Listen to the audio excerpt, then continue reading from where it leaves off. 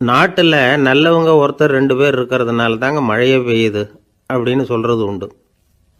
நல்லார் ஒருவர் உளரேல் அவர் பொருட்டு எல்லாருக்கும் பெய்யும் மழை.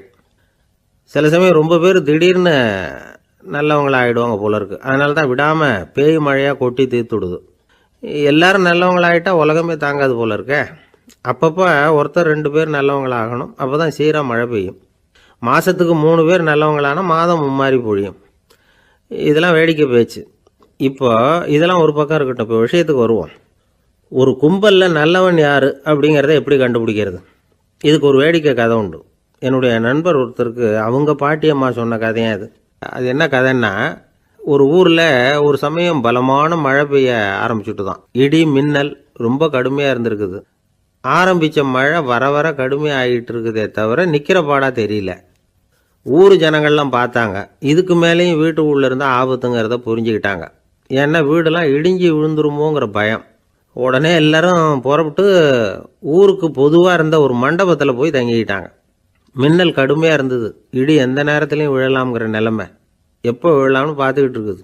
அந்த மண்டபத்தில் இருந்த ஜனங்கள் மனசுக்குள்ள ஒரு பயம். நம்ம கூட்டத்தில் யாராவது ஒரு கெட்டவன் பாவம் பண்ணவன் இருந்தால் கூட இடி இந்த மண்டபத்தில் விழுந்துரும். அது எல்லாருக்கும் ஆபத்து அப்படின்னு நினச்சாங்க. சரி, இதுக்கு என்ன பண்ணலாம் அப்படின்னு யோசனை பண்ணாங்க. அந்த கூட்டத்தில் ஒரு பெரியவர் இருந்தார். அவர் ஒரு யோசனை சொன்னார். இதை பாருங்க, அதுக்கு ஒரு வழி இருக்குது. அதோ எதிர்த்தாப்பில் கொஞ்சம் தூரத்தில் ஒரு உயரமாக மரம் ஒன்று இருக்குது பாருங்கள். பொதுவாக இடி சுலபமாக விழறது அது மாதிரி உயரமான மரத்தில் தான். நம்ம கூட்டத்தில் இருக்கிறவங்க எல்லாரும் ஒவ்வொருத்தராக போய் அந்த மரத்தை தொட்டு விட்டு திரும்பி வந்துடணும். நம்மள பாவம் பண்ணவன் யாரோ அவன் அந்த மரத்தை தொடுற சமயத்தில் இடி விழுந்துடும். அவன் மட்டும் போயிடுவான். மண்டபத்தில் இருக்கிற நாமெல்லாம் பொழைச்சிக்கலாம் அப்படின்னு ஐடியா கொடுத்தார் அந்த பெரியவர். இது நல்ல யோசனையாக பட்டது. எல்லாரும் ஒத்துக்கிட்டாங்க. ஒவ்வொருத்தராக போய் அந்த மரத்தை தொட்டு விட்டு திரும்பி வந்தாங்க. இடி எதுவும் விழலை. இன்னமும் பாவம் பண்ண ஆசாமி அதை போய் தொடலை போல இருக்கு அப்படின்னு நினச்சிக்கிட்டாங்க. ஒவ்வொருத்தராக போகிறாங்க. எல்லாரும் போய் தொட்டு விட்டு வந்தாச்சு. இன்னும் ஒரே ஒரு ஆசாமி தான் பாக்கி. கடைசியாக இருந்த அந்த ஆள் பயந்துட்டான். இது வரைக்கும் இடி விழலைன்னா இப்போ என்ன அர்த்தம்? இப்போ நாம தான் பாக்கி, நாம தான் தப்பு பண்ண ஆள் போல இருக்குது அப்படின்னு நினச்சிட்டான். அதனால் துணிச்சலாக போய் தொடுறதுக்கு பயந்தான். தயங்கிக்கிட்டே இருந்தான். இருந்தாலும் மற்றவங்கள்லாம் சும்மா இருப்பாங்களா? கட்டாயப்படுத்தி கழுத்தை பிடிச்சி தள்ளாத குறையா அவனை தள்ளி விட்டாங்க. போய் தொட்டுட்டு வாடான்னு. அவன் நடுங்கிக்கிட்டே போய் அந்த மரத்தை தொட்டான். அதே வினாடி ஒரு பயங்கரமான மின்னல் இடி விழுந்துட்டுது. எங்கே விழுந்தது தெரியுமா? அந்த ஆள் மேலே இல்லை, மண்டபத்தில் விழுந்தது. மண்டபத்தில் இருந்தவங்க பூரா காலி. அந்த ஒரு ஆள் மட்டும் பொழைச்சிக்கிட்டான். இந்த ஒரு ஆளை காப்பாற்றுறதுக்காக தான் இடி மண்டபத்தில் விழாமல் இருந்திருக்குது. இதுதான் கதை. அதனால் நல்லவங்க எப்படியும் தப்பிச்சுக்குவாங்க அப்படிங்கிறது ஒரு நீதி. ஒருத்தன் அப்படி தான் தெருவில் நடந்து போய்கிட்டு இருந்தான். ரொம்ப நல்லவன். எதிரில் ஒருத்தன் சைக்கிளில் வந்துக்கிட்டு இருந்தான். அதில் மோதி இவன் கீழே விழுந்துட்டான். சைக்கிள்காரன் உடனே இறங்கி இவனை தூக்கி விட்டான். இவன் எழுந்திரிச்சு அவனை முறைச்சி பார்த்தான். அப்படி பார்க்காதீங்க சார், நீங்கள் ரொம்ப புண்ணியம் பண்ணியிருக்கீங்க, அதுதான் இப்போ சைக்கிளில் மோதிக்கிட்டீங்க அப்படின்றான். என்ன அப்படி சொல்கிறேன் நானா? இவன் 10 நிமிஷத்துக்கு முன்னாடி நான் லாரி ஓட்டிகிட்டு வந்தேன், அப்போ நீங்கள் எதிரில் வந்திருந்தீங்கன்னா என்ன ஆயிருக்கும் அப்படின்னானா அவன். ஒரு பெரிய தத்துவ சிந்தனையாளர் இருந்தார், சுவாங் ட்சு அப்படின்னு பேர். அவருடைய மனைவி ஒரு நாள் திடீர்னு காலமாயிட்டாங்க. ஐயோ பாவம், அவர் ரொம்ப வருத்தப்படுவார், போய் ஆறுதலாக 4 வார்த்தை பேசிவிட்டு வரலாம் அப்படின்னு நினச்சிக்கிட்டு நிறைய பேர் அவரை தேடிட்டு வந்தாங்களாம். வந்தவங்களுக்கு ஆச்சரியம். ஏன்னா இவர் வருத்தப்பட்டுக்கிட்டு இருப்பார் அப்படின்னு தானே எதிர்பார்த்தாங்க. அப்படி இல்லை, தாளம் போட்டுக்கிட்டு உட்காந்துருக்கிறார். தாளத்துக்கு தகுந்த மாதிரி பாட்டு வேற பாடிக்கிட்டு இருக்கிறார். என்ன மனுஷன் அவர், கொஞ்சம் கூட கவலை இல்லாமல் இப்படி இருக்கிறாரு அப்படின்னு நினச்சாங்க. ஒருத்தர் துணிஞ்சு அவர்கிட்ட கேட்டுவிட்டார், என்னங்க இது இப்படி அப்படின்னு. அதுக்கு அவர் என்ன சொன்னார் தெரியுமா? இதை பாருங்க, என்னுடைய மனைவி பிறக்கிறதுக்கு முன்னாடி அவளுக்கு உயிரும் கிடையாது, உடலும் கிடையாது. அதுக்கு பிறகு தான் உயிர் வந்தது, உடல் வந்தது, அந்த உருவம் வந்தது. இப்போ என்ன ஆச்சு? அந்த உருவமும் உயிரும் போயிட்டுது, அவ்வளவுதானே. வந்தது போயிட்டுது. இளவேனில் காலம், இலையுதிர் காலம், பனிக்காலம், இப்படி பருவங்கள் மாறி மாறி வருது இல்லையா? அது மாதிரி பிறப்பும் இறப்பும் மாறி மாறி வருது. இது இயற்கை. இதுக்காக அழுதா அது எப்படி அப்படின்னாராம். ஞான தெளிவு அடைஞ்சவங்களுக்கு எல்லாமே சுகம்தான். திருவள்ளுவரும் அதை தான் சொல்கிறார், உறங்குவது போலும் சாக்காடு, உறங்கி விழிப்பது போலும் பிறப்பு. தூங்கிறதுக்கெல்லாம் நாம் வருத்தப்பட்டுக்கிட்ட இருக்கிறோமா? இன்றைக்கி தூங்க வேண்டியிருக்குதே, இன்னும் கொஞ்சம் நேரத்தில் நான் தூங்க வேண்டியிருக்கு அப்படின்னு சொல்லி யாராவது அழுதுகிட்டு இருப்பாங்களா? அதனால் இந்த உலக வாழ்க்கையினுடைய இயல்பை யதார்த்தத்தை நாம் தெளிவாக புரிஞ்சுக்கணும். அப்படி புரிஞ்சுக்கிட்டால் நாம் கவலை இல்லாமல் வாழ முடியும். ஒரு வயசான தாத்தா பாட்டி 60 வருஷத்துக்கு முன்னாடி அவங்களுக்கு கல்யாணம் ஆச்சு, ஒன்றாவே வாழ்ந்தாங்க, ஒன்றாவே இறந்து போனாங்க. இப்போ அவங்க 2 பேரும் சொர்க்கத்துக்கு போய் சேர்ந்தாங்க. அங்கே எல்லா வசதியும் இருந்தது. ஒரு பெரிய பங்களாவே இவங்களுக்கு ஒதுக்கி கொடுத்தாங்களாம். இதுக்கு எவ்வளவு வாடகைன்னு கேட்டார் தாத்தா. வாடகையெல்லாம் கிடையாது, இலவசம் அப்படின்னார் அங்கே இருந்தவர். அந்த வீட்டுக்கு பின்னாடி ஒரு பெரிய புல்வெளி இருந்தது. இதில் விளையாட ஏதாவது கட்டணம் உண்டான்னு கேட்டிருக்கார் தாத்தா. அதெல்லாம் ஒன்றும் கிடையாது, பணம்லாம் கட்ட வேண்டியதில்லை அப்படின்னார் அவர். பக்கத்தில் ஹோட்டல் மாதிரி ஒரு பெரிய கட்டடம், உள்ள சாப்பாட்டு மேஜைகள், அது மேலே விதவிதமான பலகாரங்கள். சாப்பாட்டுக்கெல்லாம் எவ்வளவு அப்படின்னு விசாரிச்சாராம் தாத்தா. அதுதான் சொன்னேனே, இங்கே எல்லாமே இலவசம்தான், எது வேணும்னாலும் சாப்பிட்லாம், எவ்வளவு வேணும்னாலும் சாப்பிட்லாம் அப்படின்னாரா. நீங்கள் சொல்கிறீங்க அப்படி, ஆனால் நான் சர்க்கரை சேர்த்துக்கக்கூடாது, உப்பு சேர்த்துக்கக்கூடாது, பாட்டி கையால் எப்பவும் பத்திய சாப்பாடு தான் அப்படின்னாராம் தாத்தா. இதை பாருங்கள், இங்கே உங்களுக்கு அந்த கவலையும் வேண்டியதில்லை. இங்கே நீங்கள் ஸ்வீட்டு சாப்பிட்லாம், காரம் சாப்பிட்லாம், உங்களுக்கு எந்த நோயும் வராது அப்படின்னாராம் அங்கே சொர்க்கத்தில் இருந்தவர். இதை கேட்ட உடனே அந்த தாத்தா பக்கத்தில் நின்ன பாட்டியை பார்த்து கத்தினாராம். அடி பாவி, எல்லாத்தையும் கெடுத்துட்டியே, நீ எனக்கு பத்திய சாப்பாடு போடாமல் கண்டதை திங்க விட்டுருந்தா 10 வருஷத்துக்கு முன்னாடியே நான் இங்கே சேர்ந்துருப்பேனே அப்படின்னாராம். ஒரு காட்டில் ஒரு முனிவர் இருந்தார். ஒரு நாள் அவரை தேடிட்டு 4 பேர் வந்தாங்க.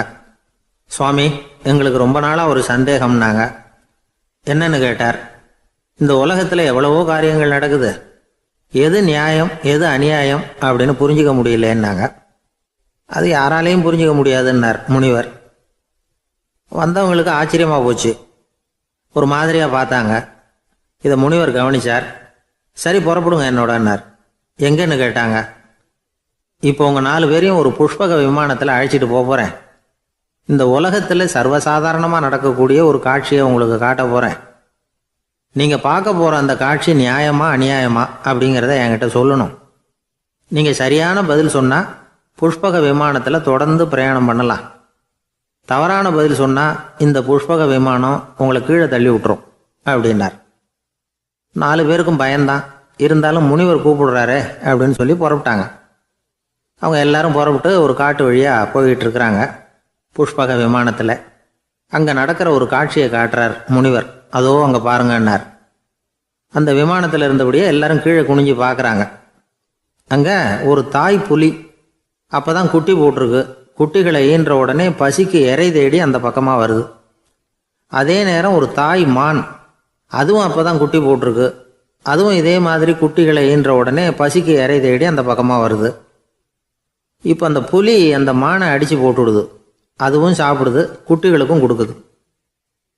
இப்போ அந்த புலிக்குட்டிகள் முகத்தில் மகிழ்ச்சி, தாயை இழந்த அந்த மான் குட்டிகள் முகத்தில் துக்கம். இப்போ அந்த முனிவர் 4 பேர்கிட்டையும் கேட்குறார், நீங்கள் இங்கே பார்த்தீங்களே, இதில் எது நியாயம் எது அநியாயம்? ஒவ்வொருத்தராக சொல்லுங்கள். உங்கள் பதில் சரியில்லைன்னா இந்த விமானம் உங்களை கீழே தள்ளி விட்டுரும், சொல்லுங்கள் பார்க்கலாம்னார். முதல்ல ஒருத்தன் சொன்னான், அந்த புலி செஞ்சது சரிதாங்க, அது பசிக்கு அதுதான் ஆகாரம், தன்னுடைய பசிக்கு தானே இறை தேடிக்கிட்டுது, அதில் என்ன தப்பு, அவ்வளவுதான், அதனால் புலி செஞ்சது நியாயம்தான் அப்படின்னா. அவ்வளவுதான், அந்த விமானம் அவனை அப்படியே கீழே தள்ளி விட்டுட்டுது. அதனால் அவன் கொடுத்த பதில் சரியில்லை அப்படிங்கிறது புரிஞ்சு போச்சு. இப்போ 2வது ஆள் சொன்னான், புலி செஞ்சது பாவம், அந்த தாய்மான் என்ன தப்பு பண்ணிச்சு, இப்போ அந்த குட்டிகளுக்கு யார் ஆதரவு, அதனால் புலி செஞ்சது அநியாயம் அப்படின்னா. அவ்வளவுதான், அவனையும் கீழே தள்ளி விட்டுடுது அந்த விமானம். இந்த பதிலும் சரியில்லை அப்படின்னு ஆயிட்டுது. இப்போ 3வது ஆள் வந்தான். முதல்ல 2 பேர் கீழே விழுந்ததை பார்த்துக்கிட்டு இருந்தான். அதனால் அவன் சொன்னான், ரெண்டுமே நியாயந்தாங்க, புலி இறை தேடினதும் இயற்கை, அதுக்கு மான் இறையானதும் இயற்கை, அதனால் இதில் ஒன்றும் தப்பு இல்லைன்னா. அவ்வளவுதான், அவனையும் அந்த விமானம் கீழே பிடிச்சி தள்ளி விட்டுது. இப்போ 4வது ஆள் வந்தான். முனிவர் கேட்டார், நீயாவது சொல்லுப்பா, இந்த செயலில் எது நியாயம்னார். அவன் தெளிவாக பதில் சொன்னான். அதாவது என்ன சொன்னான்னா, எனக்கு தெரியல அப்படின்னா. அவனை விமானம் கீழே தள்ளலை, சௌரியமாக அழைச்சிட்டு போட்டுது. இவனும் பிரயாணம் சௌக்கியமாக பண்ணானான். ஆக இதுதான் சரியான பதிலுங்கிறத முனிவர் உணர்த்தினார். இந்த கதையிலிருந்து நாம் புரிஞ்சுக்க வேண்டியது என்னென்னா, இந்த உலகத்தில் எவ்வளவோ காரியங்கள் நடக்குது. அதெல்லாம் ஏன் அப்படி நடக்குதுங்கிறதுக்கு எப்பேற்பட்ட பண்டிதராலும் பதில் சொல்ல முடியாது. தெரியாததை தெரியாதுன்னு ஒத்துக்கிட்டா வாழ்க்கை பிரயாணம் சுகமாக இருக்கும். அதனால் தேவையில்லாத விஷயங்களை புரிஞ்சுக்கிறதுக்கு நேரத்தை செலவு பண்ணிகிட்டு இருக்கக்கூடாது. வாழ்க்கையை குழப்பிக்கக்கூடாது. வாழ்க்கைக்கு தேவையானது என்னவோ அதை மட்டும் புரிஞ்சுக்கிட்டா போதும். இந்த காலத்து ஆள் ஒருத்தன் ஒரு பெரியவரை தேடி வந்தான். ஐயா, ஒரு சந்தேகம்னா. என்ன உன்னுடைய சந்தேகம்னார். பகுத்தறிவுன்னா என்ன, விதின்னா என்ன அப்படின்னு கேட்டான். இதுக்கு அவர், இப்போ உன்னுடைய வலது காலை தூக்குன்னார். தூக்கினான். சரி, இப்போ உன்னுடைய வலது காலை கீழே இறக்காம உன்னுடைய இடது காலையும் தூக்குன்னார். தூக்கினான். பொத்துன்னு கீழே விழுந்துட்டான். பெரியவர் சொன்னார், உன்னால் ஒரு காலை தூக்க முடிஞ்சுது, அதுதான் பகுத்தறிவு. 2 கால்களையும் ஒரே சமயத்தில் தூக்குனா அடிபடும், அப்படிங்கிறது தான் விதி அப்படின்னு விளக்கம் கொடுத்தார். இவன் தன்னுடைய விதியை நொந்துக்கிட்டே இடுப்பை பிடிச்சிக்கிட்டு அங்கேருந்து நடந்து போயிட்டானான். ஒரு ஊரில் ஒரு பெரியவர் இருந்தார். ஒரு நாள் அவரை தேடி ஒருத்தர் வந்தார். ஐயா, நான் கடவுளை பரிபூர்ணமாக நம்புகிறேன் அப்படின்னார். சரி, அந்த நம்பிக்கை உனக்கு எப்படி வந்ததுன்னு கேட்டார் இவர். அவர் சொல்ல ஆரம்பித்தார். ஐயா, எனக்கு கல்யாணம் ஆகி 10 வருஷம் ஆச்சு. ஆனாலும் குழந்தை பாக்கியம் இல்லை. அதுக்கு என்ன காரணமாக இருக்கும்னு நான் யோசனை பண்ணிகிட்டு இருந்தப்போ நண்பர் ஒருத்தர் ஒரு ஆலோசனை சொன்னார். உனக்கு மதப்பற்று இல்லை, எந்த கடவுளையுமே நம்ப மாட்டேங்கிற, அதுதான் காரணம். கடவுளை நம்பு, உனக்கு குழந்தை பாக்கியம் கிடைக்கும் அப்படின்னார். அவர் அப்படி சொன்னாரே தவிர எனக்கு சந்தேகம்தான். இருந்தாலும் அவர் சொன்னபடியும் நடந்து தான் பார்ப்போமே அப்படின்னு முடிவு பண்ணேன். கடவுளை நம்ப ஆரம்பித்தேன். அந்த வருஷமே அழகான ஆண் குழந்தை பிறந்தது. எல்லாம் இறைவன் அருள் அப்படின்னார். இவர் இப்படி சொன்னதை கேட்டதும் அந்த பெரியவர் சொன்னார், நீ சொல்கிறதெல்லாம் சரிதான். இருந்தாலும் இந்த காலத்தில் எந்த ஒரு காரியமாக இருந்தாலும் அதை சோதனை செஞ்சு பார்த்துட்டு தான் ஒரு முடிவுக்கு வந்து சேர முடியும். அறிவுபூர்வமான முடிவு அதுவாக தான் இருக்கும். அறிவியல் சோதனைகள் அப்படித்தான். ஒரு குறிப்பிட்ட விஷயத்தை பற்றி எத்தனை தடவை சோதனை பண்ணாலும் ஒரே முடிவு தான் கிடைக்கணும். அதுதான் சரியாக இருக்கும். அதனால் இப்போ மறுபடியும் ஒரு சோதனைன்னார்.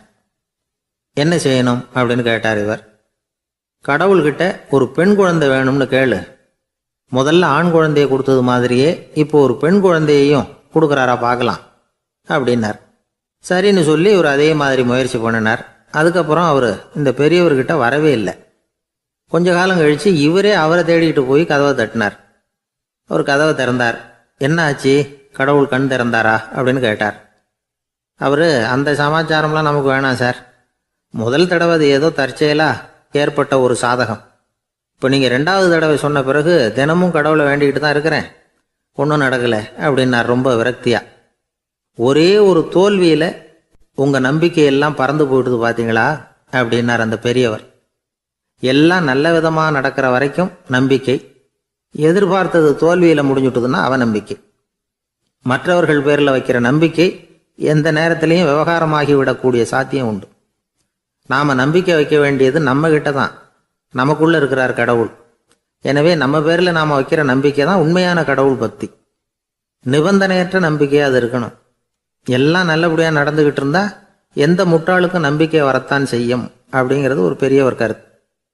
தியானத்தின் மூலமாக தான் உனக்குள்ள ஆழமாக தோண்டுனா உன்னுடைய அடி ஆழத்தில் நம்பிக்கை வந்து அப்படி ஊற்றெடுக்கும், அதை பார்க்க முடியும் அப்படிங்கிறது பெரியவர்கள் சிந்தனை. ஒரு குழந்தை அப்பாவை பார்த்து என்னப்பா பண்ணுறேன்னு கேட்டுதான். பிரார்த்தனை பண்ணிகிட்டு இருக்கிறேன்னாரான் அப்பா. பிரார்த்தனை பண்ணுனா என்ன கிடைக்கும் அப்படின்னு கேட்டுதான் குழந்தை. எல்லாம் கிடைக்கும் அப்படின்னாரான் அப்பா. நீ வச்சிருக்கிறிய பேனா அது கூட கிடைக்குமான்னு கேட்டுதான் குழந்தை. கிடைக்குமேன்னு இருக்கார். அப்படின்னா அந்த பேனாவை என்கிட்ட கொடுத்துரு, நீ பிரார்த்தனை பண்ணி வேற பேனா வாங்கிக்கோ அப்படின்னு தான் அந்த குழந்தை. ஒரு வயசான பாட்டியும் தாத்தாவும் ஒரு பூங்காவில் உட்காந்து பேசிக்கிட்டு இருக்கிறாங்க. அவங்களுக்கு கல்யாணம் ஆகி 53 வருஷம் ஆச்சு. பிள்ளைங்கள்லாம் படித்து பெரிய பெரிய வேலையில் இருக்கிறாங்க. பேரன் பேத்திகளும் நல்ல நிலைமையில் இருக்கிறாங்க. இந்த தாத்தாவும் பாட்டியும் சிரித்து பேசிக்கிட்டு இருந்ததை ஒரு பெரியவர் பார்த்தார். அவருக்கு ஆச்சரியமாக இருந்தது. இந்த வயசுலேயும் இவ்வளவு அந்யோன்யமாக இவங்க பேசிக்கிட்டு இருக்கிறாங்களே அப்படின்னு நினச்சார். சரி, நேரிலேயே கேட்டுருவோமே அப்படின்னு நினச்சிக்கிட்டு கிட்ட போனார். உங்கள் மன வாழ்க்கையின் வெற்றிக்கான ரகசியம் என்ன அப்படின்னு கேட்டார். இதை கேட்டதும் அந்த தாத்தா சிரிச்சுக்கிட்டே பாட்டியை பார்த்தாராம். அதுக்கப்புறம் சொன்னாராம், நான் இந்த அம்மாவை கல்யாணம் பண்ணிக்கிட்டதுக்கும் எங்களுடைய இல்வாழ்க்கை இவ்வளவு நாளாக பலம் குறையாமல் மகிழ்ச்சியாக இருக்கிறதுக்கும் காரணம் ஒன்று தான். அது என்ன காரணம்னா, எங்களுக்கு இடையில பொதுவாக நிறைய குறைகள் உண்டு, அதுதான் காரணம் அப்படின்னாராம். அவர் சொல்றது சரிதான் அப்படிங்கிறது மாதிரியே அந்த பாட்டியும் அவரை நிமிர்ந்து பார்த்தாங்களாம். இந்த பெரியவர் மறுபடியும் அந்த பாட்டியை பார்த்து அதே கேள்வியை கேட்டிருக்கார். உங்களுடைய நீண்டகால மன வாழ்க்கைக்கு கிடைச்ச வெற்றி எதனாலேன்னு சொல்ல முடியுமா அப்படின்னு கேட்டாராம். அவங்களும் சிரிச்சுக்கிட்டே பதில் சொன்னாங்களாம். என்ன பதில் தெரியுமா? சில பேரை நாம குறிப்பிட்ட பண்புகளுக்காக நேசிக்கிறோம், வேற சிலரை நாம் அந்த பண்புகள் இல்லாத குறைகளுக்காகவே விரும்பி பழகிறோம் இல்லையா அப்படின்னு கேட்டுவிட்டு தலையை குனிஞ்சுக்கிட்டாங்களாம் அந்த பாட்டியம்மா. அவங்க அப்படி சொன்னதை கேட்டதும் இவருக்கு புதுசா ஞானம் பிறந்தது மாதிரி இருந்துதான். இதுதான் மனம் நிறைந்த மன வாழ்க்கை அப்படிங்கிறார் சுவாமி சின்மயானந்தர். பண்புகளை எப்படி நேசிக்க முடியுதோ அதே மாதிரி பண்புகள் இல்லாத குறைகளையும் நேசிக்க முடியும். மனசுதான் காரணம். ஒரு மேல்நாட்டு தம்பதி, அவங்களும் தாத்தா பாட்டி தான். அவங்க 2 பேரும் ஒரு பூங்காவில் உட்காந்து சிரிச்சு பேசிக்கிட்டு இருக்கிறாங்க. அதை ஒருத்தர் பார்த்தார். அவருக்கு ஆச்சரியம், இவ்வளவு காலம் ஆகி இந்த வயசுலயும் இப்படி அன்பா பேசிக்கிட்டு இருக்கிறாங்களே அப்படிங்கிற ஆச்சரியம். கிட்ட நெருங்கி போனாரு. கேட்டார், ஏன் தாத்தா உங்களுக்கு கல்யாணம் ஆகி எவ்வளவு வருஷம் ஆச்சுன்னார். 55 வருஷம் ஆச்சுன்னாராம் அவரு. இன்னமும் இவ்வளவு சந்தோஷமா இருக்கிறீங்களே, அதுக்கு என்ன காரணம்னு கேட்டிருக்கார். அதுக்கு என்ன காரணம்னா, இதுவரைக்கும் எங்களுக்குள்ள சண்டையே வந்ததில்லை அப்படின்னாராம். அது எப்படி முடியும்னு கேட்டிருக்கார் இவர் ஆச்சரியமா. அந்த தாத்தா சொல்ல ஆரம்பிச்சாராம், இதை பாருப்பா, எங்களுக்கு கல்யாணம் ஆன புதுசுல நானும் என்னுடைய மனைவியும் ஒரு குதிரை மேலே ஏறி ஒரு காட்டு வழியா போய்கிட்டு இருந்தோம். கொஞ்ச தூரம் போனதும் அந்த குதிரை எடக்கு பண்ணிச்சு. நான் உடனே கீழே இறங்கி அந்த குதிரையை பார்த்து, இது உனக்கு முதல் தடவை அப்படின்னு மிரட்டெல்லாம் சொல்லிவிட்டு ஏறி உக்காந்தேன். மறுபடியும் போனோம். கொஞ்சம் தூரம் குதிரை நல்லபடியாக நடந்து போச்சு. மறுபடியும் எடக்கு பண்ண ஆரம்பிச்சுட்டுது. நான் கீழே இறங்கினேன். கையில் இருந்த சாட்டையால் ஓங்கி ஒரு அடி கொடுத்தேன். இது உனக்கு 2வது தடவை அப்படின்னு சொல்லிவிட்டு ஏறி உக்காந்தேன். மறுபடியும் குதிரை கொஞ்சம் தூரம் நல்ல விதமாக நடந்து போச்சு. அப்புறமும் எடக்கு பண்ண ஆரம்பிச்சுட்டுது. அந்த சமயத்தில் ஒரு ஆற்று பாலத்தை கடந்து போய்கிட்டு இருக்கிறோம். நான் கீழே இறங்கினேன். என்னுடைய மனைவியையும் கீழே இறங்க சொன்னேன். அந்த குதிரையை பிடிச்சி அப்படியே ஆற்றுல தள்ளி விட்டுட்டேன். தள்ளி விட்டுட்டு, இது உனக்கு கடைசி தடவை அப்படின்னு சொன்னேன். அதை பார்த்ததும் என் மனைவி பதறி போயிட்டாங்க. போய், ஐயோ பாவம், என்ன இப்படி பண்ணிவிட்டீங்க, உங்களுக்கு மனசில் கொஞ்சம் கூட இறக்கமே இல்லையா அப்படின்னாங்க. நான் மெதுவாக இவங்க பக்கம் திரும்பி, இது உனக்கு முதல் தடவை அப்படின்னேன். அவ்வளவுதான், அன்னையிலேருந்து இன்னைய வரைக்கும் ஒரு நாள் கூட எங்களுக்குள்ள சண்டையே வந்ததில்லை அப்படின்னு விளக்கம் கொடுத்தார் அந்த தாத்தா. கடற்கரை ஓரமா ஒரு பெரியவர் கையால மணலை கீறிக்கிட்டே உட்காந்துருக்கிறார். என்னத்தையும் தேடிட்டு இருக்கிறது மாதிரி தெரிஞ்சது. மெதுவா கிட்டத்துல போய், என்னத்தை தேடிட்டு இருக்கிறீங்க அப்படின்னு கேட்டோம். அவரு சாவகாசமா நிமிர்ந்து பார்த்து, நிம்மதியை தேடிட்டு இருக்கிறேன்னார். நாங்க ஒரு மாதிரி ஆயிட்டோம்.